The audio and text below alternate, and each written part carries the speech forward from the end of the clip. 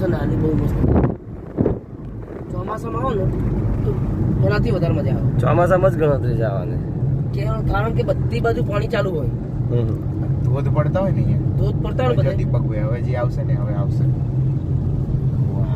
અરે જોરદાર. સામેનું આ બધું. અહીં ગાડી ઊભી રાખીને ફોટો લઈએ. ઉપર આગળ ઉભી રાખો. આગળ આ બધા જે ચાલુ રાખ્યું. બધા મરી નતા જે આપણા આદિવાસી બધા હા, હા. એ બધા આમાં મરી ગયા બધા. બરોબર. આ લડાઈમાં હા હા, અંગ્રેજો સામે. અંગ્રેજો સામે બધું આમાં ખુલ્લા પાણી અહીંયા બી